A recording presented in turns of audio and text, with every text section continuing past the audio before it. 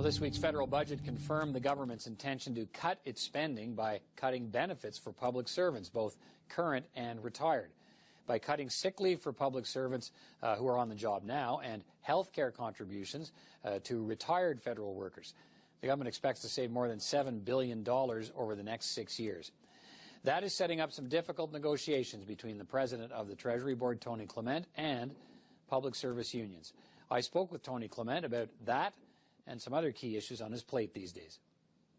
Tony Clement, first of all, good to see you again. Thanks for joining me and taking time to speak with me this evening. Nice to be here. You got what you wanted in the budget, a chance to push ahead with changes to public service sick leave and retirees, the health plan of retirees. The budget already books the billions in savings for the government on this. So I guess what I want to start with is, what is the message here to public servants? I think the message is we want to be fair to you, but we also want to be fair to taxpayers, that there are certain changes that we can do that actually will make the workplace a better place, and at the same time it is going to be sustainable for the future, and it also means that we have to always look at how we deliver services to Canadians to make sure that it's the best services at the most accountable cost. So there's a message to taxpayers, but there's also a message to the public service as well. How do those measures make the workplace a better place? Well, let's talk about absenteeism right off the top, because that obviously is a major concern that we have, that on any given day there are 19,000 public servants off work, booking off sick. We want to get that number down. To the extent that that is not justified, we want to obviously remove that situation.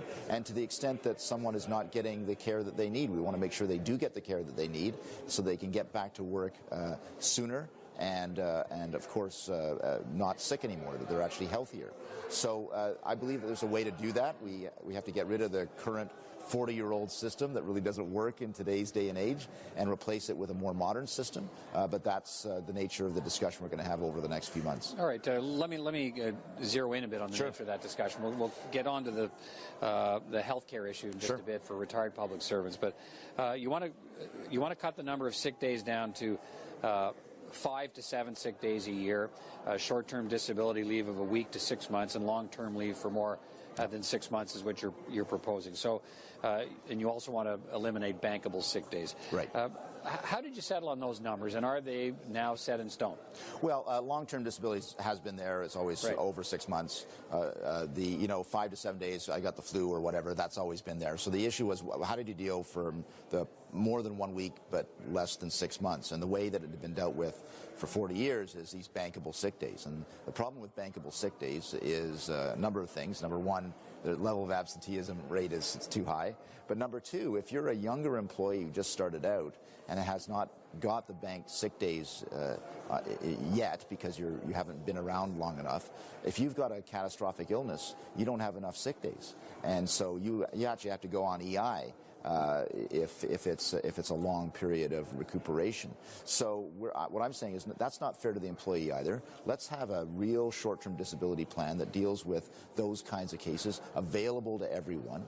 And at that stage, I believe it's going to be fairer to the employee, and it helps us shave down the sick days and the absenteeism that is not warranted.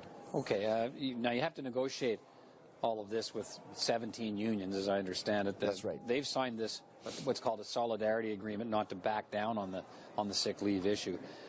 Are we headed for a public service strike over this? I certainly hope not.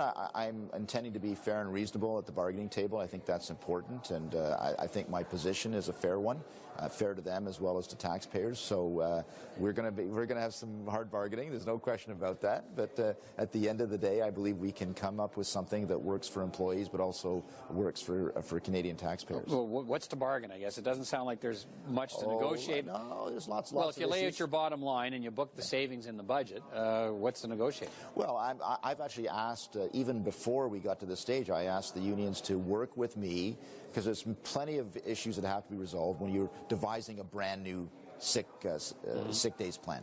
So I said, work with me. Come to the table. We'll get into the nitty-gritty, the minutiae of this, and come up with a plan that has both of our sets of fingerprints on it. They kind of walked away from the table. So I would just say, come back to the table. There's probably 1,000 decision points that have to be made to produce a brand new plan, and let's work on that together. Right. Well, but you've put the proposal out there, and you've booked this.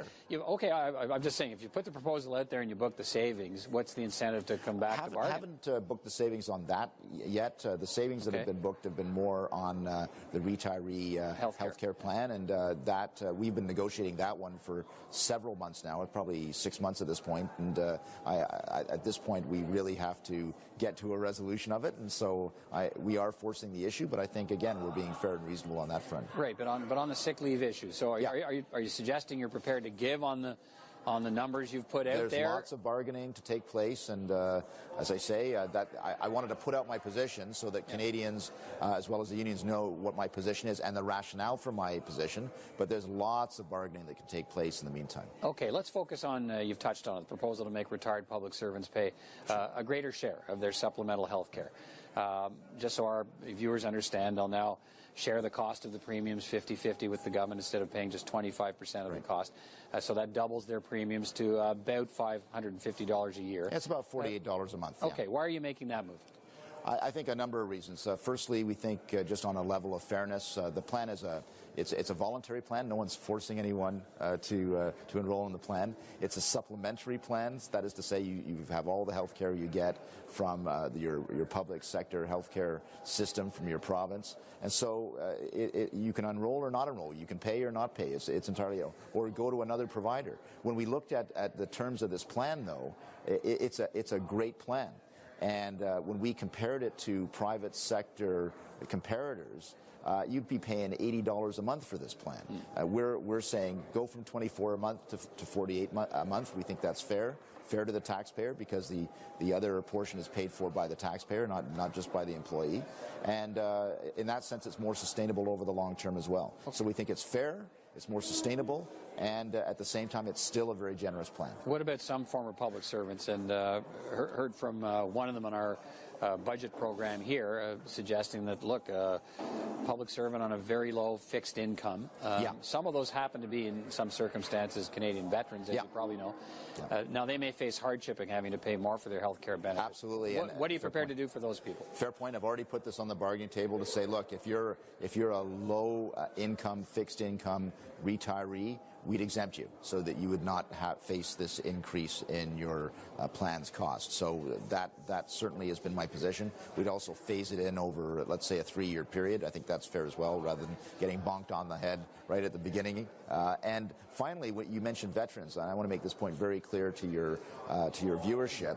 Veterans already have a plan. It's called the Veterans Charter. There's an extra $5 billion we put into the Veterans Affairs Canada's coffers to deal with all of those issues: mental health issues, dietary supplement issues, long-term care issues, home visits. None of that is affected by the changes that I'm proposing. I just want to be clear. Did I hear you? So I know you said that you'll make allowances for low-income, fixed income retired public service. Sure. I just want to make sure. Did I hear you say that you're also talking about phasing it in for all the others over 3 years? Yeah. Okay. You don't go from 24 to 48 like the day after tomorrow. Okay. So let's phase that in. I'm suggesting 3 years to the union.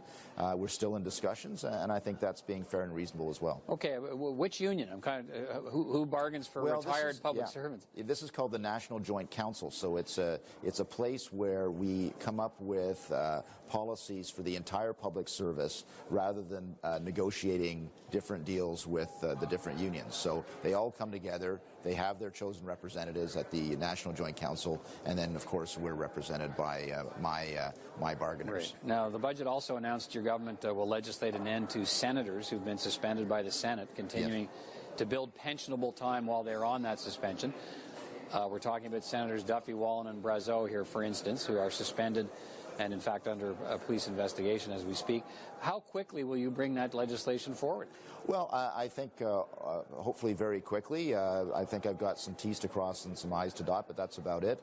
And then, of course, it's up to Parliament. I can't force them to pass it immediately, but I'm hoping that we can give it the care it deserves in terms of scrutiny, but at the same time get on with it. Yeah, I mean, those senators will have served 6 years by this time next year, and they need the 6 years to be eligible for the parliamentary pension. Is it your intention to get a bill passed in time to prevent them from reaching that deadline? Again, not entirely up to me because Parliament has a say in this. And, well, I think you'd but that's certainly what I would like to see, yes. Your sense is probably that there'd be support for this kind of bill probably across party lines in the House. I would hope so, yeah. The sooner you bring it forward, the more likely it is to pass quickly. Are you talking weeks here or months before you bring it forward? I mean, I've got some T's to cross and some I's to dot. Well, you work pretty fast. You could cross those and dot them fairly quickly. I'll take it from you that you want it, the day after tomorrow. I can't maybe do that, but it'll be coming very soon. Okay. Quickly, while I have you, income splitting for families, a Conservative Party election promise. The Finance Minister seems to now be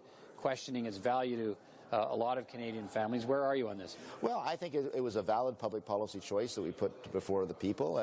What we're trying to do, however, let's look at the broader picture, is make sure that when there is a surplus, some of that finds its way into the jeans and pockets of everyday Canadians. So that's the public policy choice we put before people in the last election. So to go further than that right now and to get into the detail of what exactly is proposed is putting the cart before the horse. We still have to get to surplus. We're not there yet. No, but the promise itself was a pretty clear promise. Yeah, absolutely. Income splitting for families. I guess when your own finance minister, one whose actions are daily celebrated by Conservatives, no less, say that he says, Jim Flaherty says, well, I'm not sure it overall benefits our society, needs a long, hard, analytical look. Is he wrong on that? Well, I would say that I think we should always come up with new ways to relieve the tax burden on Canadians, and we are going to have that discussion.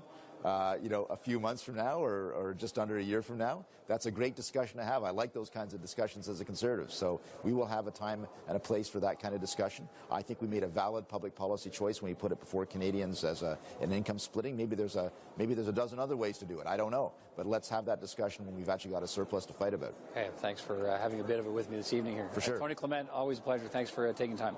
All the best.